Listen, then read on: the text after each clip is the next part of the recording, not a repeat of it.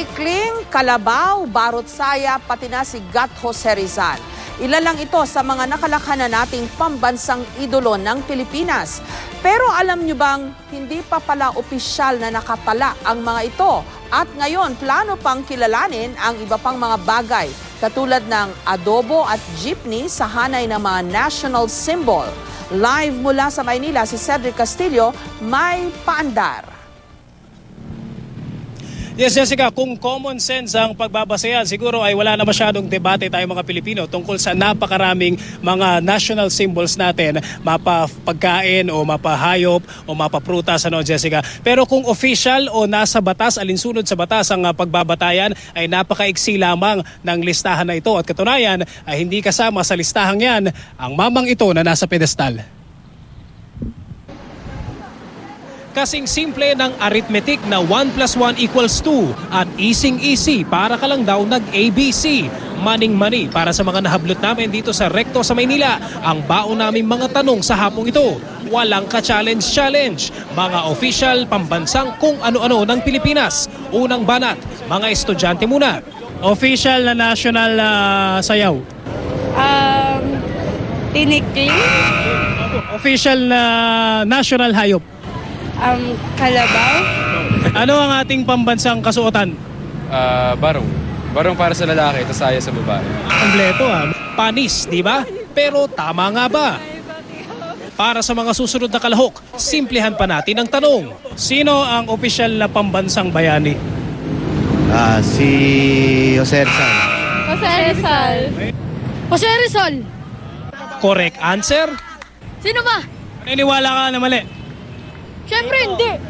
Bago pa kayo mapatumbling at hanapin sa Facebook ang dati mga teacher para magsumbong, heto po ang paliwanag. Sa opisyal na listahan ng mga pambansang simbolo o yung mga deklarado sa ilalim ng batas, hindi kasama ang Tinikling, Kalabaw, Barot Saya at Barong. At kahit nga si Jose Protasio Rizal Mercado y Alonso Rialonda, kolorum din ang titulo. Lahat yan through law, no? Either through legislation o kaya proclamation. No, so the same with national anthem, national flag, through Republic Act 8491. Sa kaso ng Philippine Eagle, it was through a proclamation. At sa kaso nung Sampaguita at Dara, proclamation din. But that time it was Governor Frank Murphy, American colonial period. Sa dinami-rami ng alam nating mga pambansang simbolo, mula sa halaman hanggang sa wika, mayroon lamang tayong 10 official national symbols. Pero ilan sa mga ito, kapansin-pansing hindi kasing popular ng iba. Gaya ng katagang ito na official motto ng bansang Pilipinas.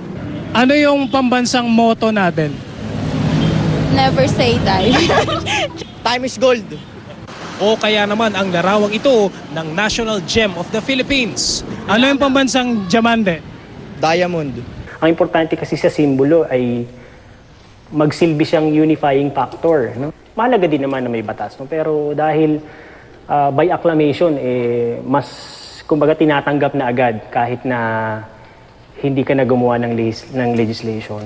Para raw lalong tumibay ang nasyonalismo ng mga Pilipino, ipinapanukala ngayon sa House Bill number 3926 na gawing official national symbols ang ilan sa mga tumatak na sa ating isip, pati na rin ang iba pang Pinoy na Pinoy naman ang dating. National House, Bahay Kubo, National Vehicle, Jeepney at National Food, Adobo. Pwede na rin kasi halos mga sa handaan, hindi nawawala yung adobo.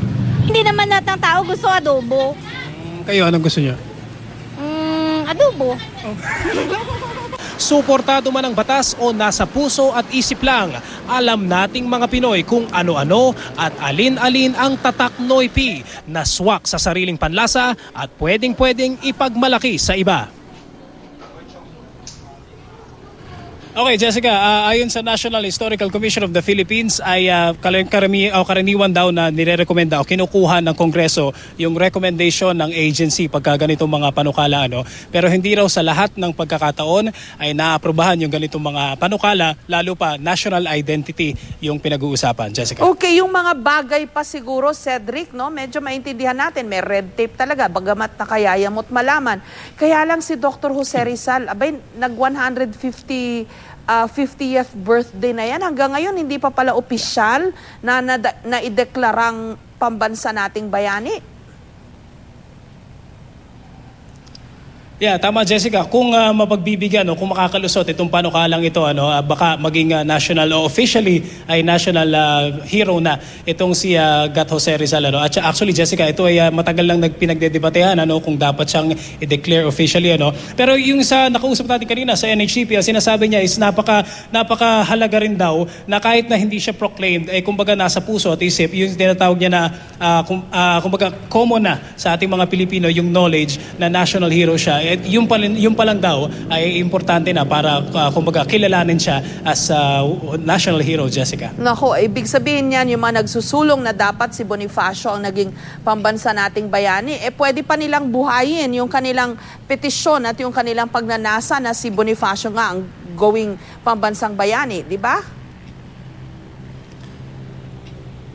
Tama yun, Jessica. Pwede silang mag-file ng bill. Kung I'm just not sure kung merong nag-file ng bill before.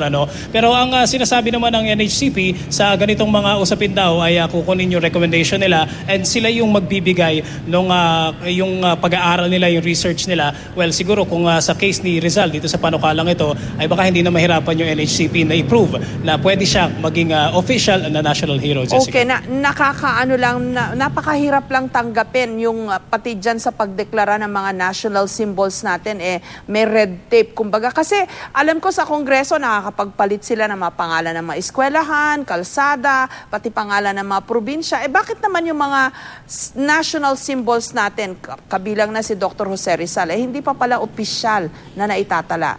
Maraming salamat sa iyo, Cedric Castillo, at sa iyong paandar.